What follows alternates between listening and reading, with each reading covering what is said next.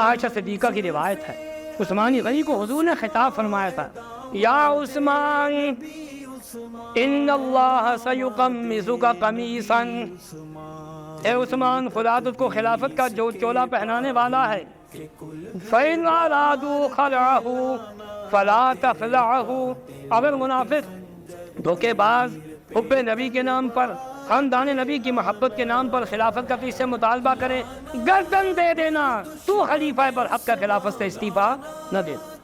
بات سمجھ آئی؟ اس کی خلافت برحق کا ہے۔ عثمان غنی کا عہد تھا کہ جان دے دوں گا، نبی کے شہر میں کسی کو قتل نہیں کروں گا، قیامت کے دن اپنے خضر کو، اپنے صحیح سردار کو، سمجھ آ رہی ہے، اپنے ماموں نبی کریم کو، سید الاولین والآخرین کو آنکھیں کھول کر کے دیکھوں گا، میری آنکھیں شرمندہ نہیں ہوگی، تاکہ حضور یہ نہ فرما سکے کہ عثمان تو نے اپنی جان کے لیے میرے مدینے میں کچھ تو خون کرا دیا۔ حالانکہ عثمان کو حق تھا کہ مدینے میں اگر بدماش گھس آئیں ان کو نکال کے حق ہے کہ نہیں؟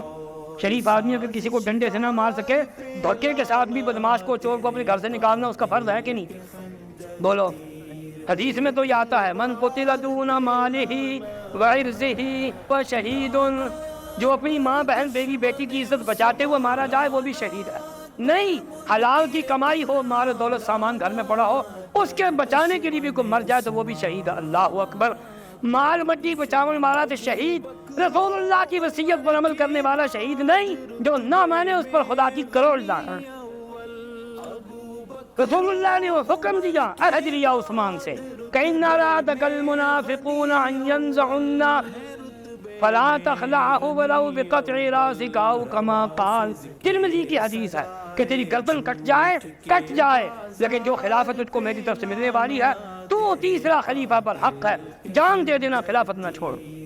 عثمان نے اس پر عمل کر کے دکھایا، سمجھے؟ یہ پیش کوئی علی کے لیے نہیں، ابو بکر عمر کے لیے نہیں، کس کے لیے ہے بولو؟ عثمان غنی کے لیے۔